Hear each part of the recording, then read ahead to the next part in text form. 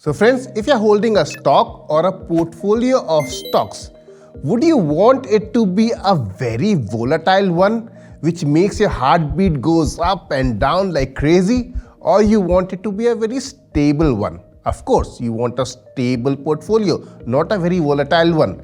So there's a parameter to measure the volatility of a portfolio with reference to the overall market, and today we are going to learn just that.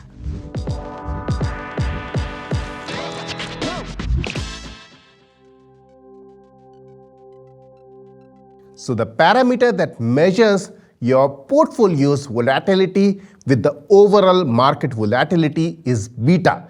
Here the overall market that we are going to take is the index Nifty 50.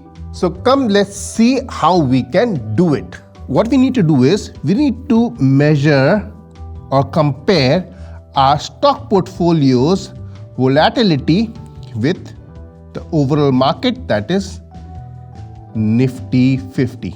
Alright, so we can measure this with beta. This is a Greek letter beta. So the beta of your if the beta of your stock portfolio is greater than 1, that means it is more volatile than your Nifty 50. Alright, if the beta of your stock portfolio is equal to 1, that means its volatility is equal to the Nifty 50, and if the beta of your stock portfolio is less than 1, that means it is less volatile than Nifty 50. Now friends, the question arises in all of our minds is, where do we find this parameter beta?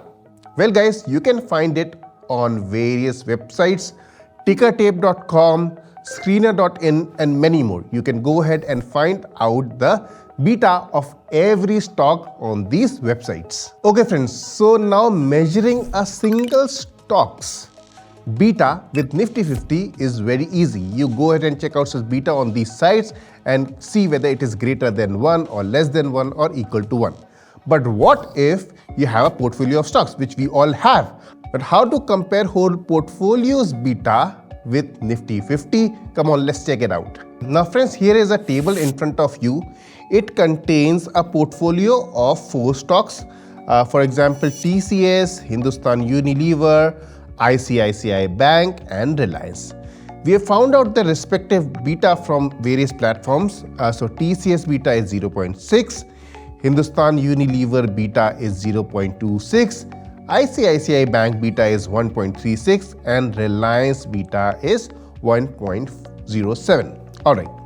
Now suppose you have invested different amounts in different stocks. For example, 40,000 in TCS, 40,000 in HUL, 30,000 ICICI Bank and 50,000 in Reliance. So the total invested amount, your total portfolio stands at 1.6 lakh rupees. Alright, done till here. Now let us find out the weightage of every stock in the portfolio. Simple. If you want to find out weightage of TCS in the overall portfolio, 40,000 divided by 1.6 lakh, 25%. Similarly, Hindustan Unilever, 25%. ICICI Bank, 18.75%. Reliance, 31.25%. Quite simple. Alright. Now, what we need to do is, we need to find out weightage beta of each stock. Alright. That is the last column on this table, weightage beta. So multiply the beta. Suppose we have to find out weightage beta of TCS. So multiply the beta of TCS, which is 0.6, by the weightage of TCS in the portfolio, which is 25%. So 0.6 multiplied by, take the decimal of 25%, 0.25, it comes out to be 0.15. I hope it is clear. Let's repeat this example. Let's take Reliance now. So Reliance beta over here in this table is 1.07. What is the weightage of Reliance in the portfolio? 31.25%. So let's take its decimal value. So 1.07 multiplied by 0.31, it gives you 0.3343 to 4 decimal places. We calculate this for all the other stocks in our portfolio, and to calculate the beta of whole portfolio, we simply add the all weightage beta that we have calculated.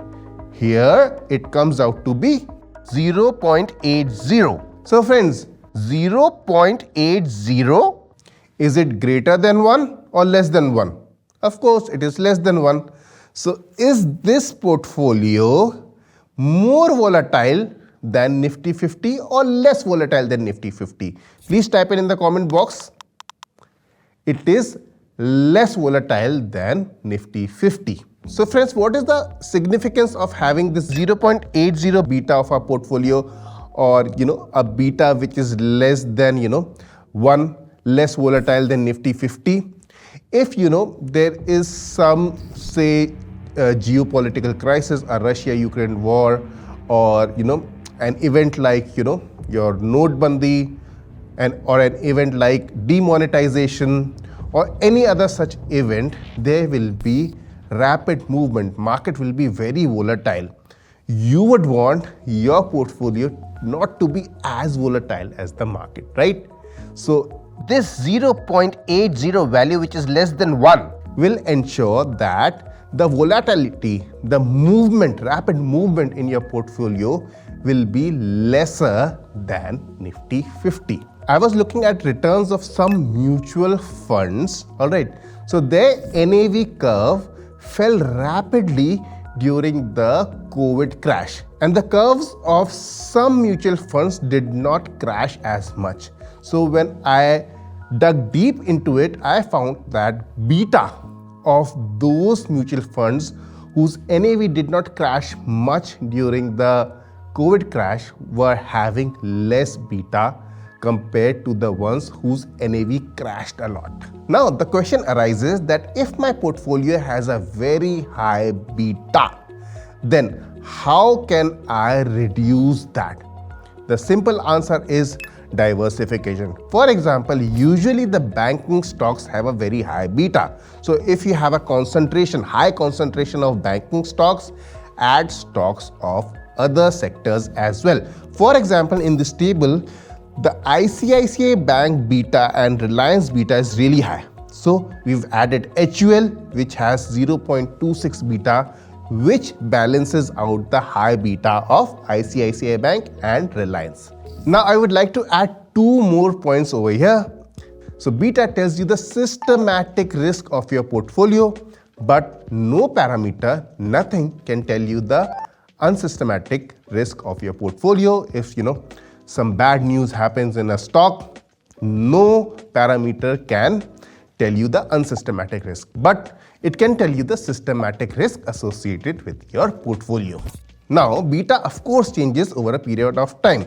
So after every quarter, you should check out the beta of your stocks in your portfolio and keep updating it. So friends, this was about beta, a parameter which can tell you how volatile your portfolio is vis-a-vis Nifty 50 or any underlying index. Alright, so I hope you liked this piece of information. If you liked it, please subscribe to our channel and please hit the like button.